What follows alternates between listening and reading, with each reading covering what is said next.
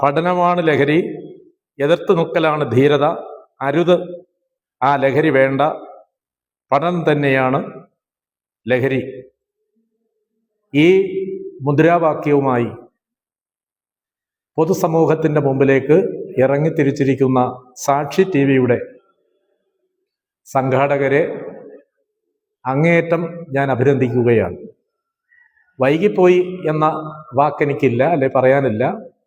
യുവാക്കളിലും ചെറുപ്പക്കാരിലും ലഹരിയുടെ വ്യാപനം വളരെ വലുതാണ്. ഇനിയും ഈ നാടിന് അത് കണ്ടില്ല എന്ന് നടിച്ച് ഒരു ഇഞ്ച് പോലും മുന്നോട്ട് പോകാൻ കഴിയാത്ത അവസ്ഥയിലേക്ക് നാം ചെന്നെത്തിയിരിക്കുന്നു എന്ന യാഥാർത്ഥ്യം നമ്മുടെ നാടിനെ സ്നേഹിക്കുന്ന എല്ലാവരും അറിയേണ്ടതാണ്. അതിൻ്റെ അടിസ്ഥാനത്തിൽ ഇതിനെതിരായിട്ടുള്ള പ്രചാരണ പ്രവർത്തനങ്ങൾ കൈകോർത്ത് മുന്നോട്ട് നീങ്ങേണ്ടതുമാണ്.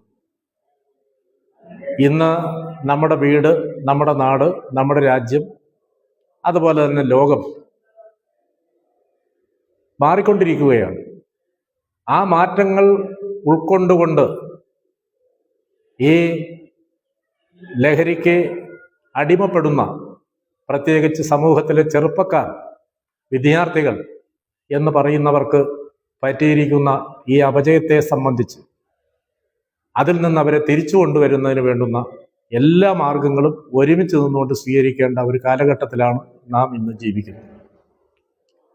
മാധ്യമങ്ങൾ നമ്മുടെ മുമ്പിൽ കൊണ്ടുതരുന്ന വലിയ ആർഭാടങ്ങൾ, ആചാരങ്ങൾ, ഇതിലെല്ലാം ആകർഷകരാകുന്ന ഈ സമൂഹത്തിലെ പ്രത്യേകിച്ച് ഞാൻ ആദ്യം പറഞ്ഞ ചെറുപ്പക്കാരും അതുപോലെ വിദ്യാർത്ഥികളും അതിനൊപ്പം ചെന്നു ചേരാൻ, അല്ലെങ്കിൽ അതിലേക്ക് അവരുടെ മനസ്സിനെ എങ്ങനെയാണോ വലിച്ചു കൊണ്ടുപോകുന്നത് അതിനനുസരിച്ച് അവർ ഇതിന് കീഴ്പ്പെടുകയാണ്.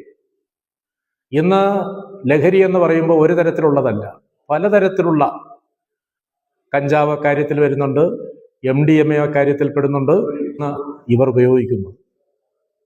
അതിലെ കഞ്ചാവ് ഒരു അളവ്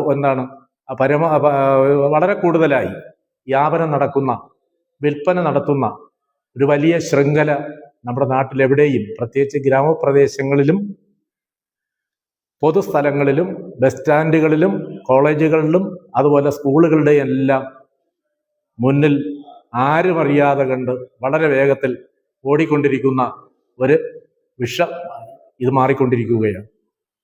അതുപോലെ തന്നെ MDMA എന്ന് പറയുന്ന, എനിക്ക് ആ സാധനം എന്താണെന്ന് അറിയില്ല, അത് മറ്റാരും തിരിച്ചറിയാത്ത വിധത്തിൽ ഉപയോഗിക്കപ്പെടുന്ന പല മാർഗങ്ങളും രീതികളും അതിനെ സംബന്ധിച്ച് വായിച്ചറിയുമ്പോൾ നമുക്ക് കാണാൻ കഴിയുന്നുണ്ട്. അതുപോലെ ഈ രാസലഹരി ചെറിയ മിഠായിയുടെ രൂപത്തിൽ എവിടെ നിന്നും ചിലപ്പോൾ വാങ്ങാൻ കഴിയുന്ന ഒരു മറ്റ് പദാർത്ഥമായി അത് മാറിക്കൊണ്ടിരിക്കുകയാണ്. അപ്പോൾ മാറിയ ഒരു സാഹചര്യത്തിൽ ഈ ലഹരിയുമായി ബന്ധപ്പെട്ട് പലതരത്തിലുള്ള ഉൽപ്പന്നങ്ങളാണ് ഇന്ന് വിപണന രംഗത്ത് കാണാൻ കഴിയുന്നത്. നമ്മുടെ മക്കൾ അതിലേക്ക് ആകർഷിക്കപ്പെട്ടുകൊണ്ടിരിക്കുന്നു. അതുകൊണ്ട് ഞാൻ ദീർഘമായി പറഞ്ഞു പോകാൻ ആഗ്രഹിക്കുന്നില്ല. ഇതൊരു വലിയ വിപത്താണ്. ഈ നാടിന് ഇനിയും ഇത് കണ്ടിട്ടില്ല എന്ന് നടിച്ചുകൊണ്ടിരിക്കാൻ കഴിയില്ല. ഇതിൽ നമുക്ക് കൂടെ ചേർക്കേണ്ടുന്ന സമൂഹത്തിലെ വലിയൊരു വിഭാഗം ജനങ്ങളെ ബോധവൽക്കരിക്കേണ്ടതായിട്ടുണ്ട്. പള്ളിക്കൂടങ്ങളും കോളേജുകളും ഉൾപ്പെടുത്തിക്കൊണ്ടുള്ള വൻപിച്ച പ്രചാരണങ്ങൾ ആ രംഗത്ത് വ്യാപകമായി നടത്തേണ്ടതുണ്ട്. ഇതിനെതിരായിട്ടുള്ള ബോധവൽക്കരണ ക്ലാസ്സുകളും അതുപോലെ തന്നെ പൊതുസമൂഹത്തിൻ്റെ മുമ്പിലേക്ക് ഈ വിപത്ത് എങ്ങനെല്ലാം വന്നു ചേരുന്നു, അതുകൊണ്ടുണ്ടാകുന്ന അപകടങ്ങൾ എന്തൊക്കെയാണ് എന്നതിനെ സംബന്ധിച്ച് ശരിയായ രീതിയിൽ ജനങ്ങളുടെ മുമ്പിൽ അവതരിപ്പിക്കാൻ കഴിയുന്ന മറ്റു മാർഗങ്ങളും ഇന്ന് അത് നാടകത്തിൻ്റെ രൂപത്തിലാകട്ടെ, മറ്റേതെങ്കിലും കലാപരമായിട്ടുള്ള വിധത്തിലാകട്ടെ, അങ്ങനെ തയ്യാറാക്കി അതിനാവശ്യമായ സ്ക്രിപ്റ്റുകൾ തയ്യാറാക്കി സമൂഹത്തിൻ്റെ കയറി മാതാപിതാക്കളെ അടക്കം കണ്ട് ഈ കാര്യത്തിൽ അവരെ കൂടെ കണ്ണികളാക്കി മാറ്റി ഈ പ്രചാരണം വൻപിച്ച രീതിയിൽ മുന്നോട്ട് കൊണ്ടുപോകാൻ കഴിയത്തക്ക സംരംഭത്തിന് നിങ്ങൾ നാന്ദി കുറിച്ചിരിക്കുകയാണ്.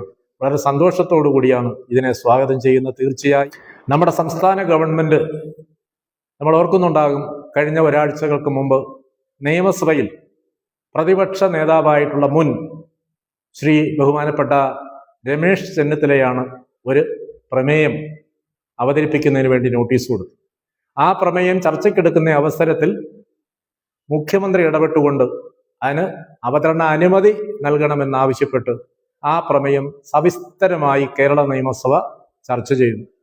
അവിടെ പ്രതിപക്ഷമെന്നോ ഭരണപക്ഷമെന്നോ വ്യത്യാസമില്ലാതെ എല്ലാവരും ആ കാര്യത്തിൽ ശരിയായ, എനിക്ക് തോന്നുന്നു 3 മണിക്കൂറിലേറെ നേരം ആ സബ്ജക്റ്റ് നിയമസഭയിൽ ചർച്ച ചെയ്തു എന്നാണ് ഞാൻ പത്രത്തിൽ നിന്ന് മനസ്സിലാക്കുന്നത്. അതിൻ്റെ അടിസ്ഥാനത്തിൽ അവിടെ ഭരണ പ്രതിപക്ഷ വ്യത്യാസമില്ലാതെ എല്ലാവരും ഒറ്റക്കെട്ടായി ഈ വിപത്തിനെതിരെ പോരാടാനും അതിനാവശ്യമായ ക്യാമ്പയിനുകൾ എന്തൊക്കെ വേണമെന്നുള്ളത് മുഖ്യമന്ത്രി തന്നെ വിളിച്ചുകൂട്ടുന്ന ഒരു യോഗത്തിൽ ചർച്ച ചെയ്ത് തീരുമാനമാക്കാനും വേണ്ടി ആ വിഷയം അങ്ങനെ എടുത്തിരിക്കുന്നതും ഒരു നല്ല സൂചനയായി ഞാൻ അതിനെ കാണുന്നു.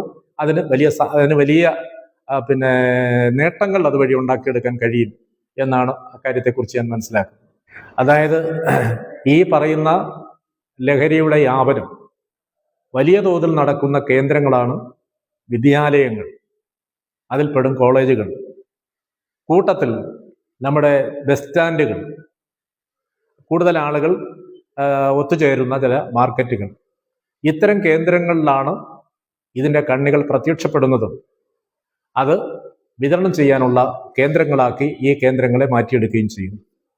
അത്തരം കേന്ദ്രങ്ങളിൽ ഇത് വ്യാപനം നടക്കുന്നുണ്ട്, അവിടെ നിന്നാണ് ഇത് താഴോട്ട് പോകുന്നതെന്ന് മനസ്സിലാക്കി അത്തരം കേന്ദ്രങ്ങൾ ഒന്നുകൂടി ശരിയായ രീതിയിൽ ഐഡന്റിഫൈ ചെയ്തു അവിടെ എക്സൈസിൻ്റെയും പോലീസിൻ്റെയും മറ്റ് സന്നദ്ധ സംഘടനകളുടെയും സംയുക്തമായി ചേർന്നുകൊണ്ടുള്ള ചില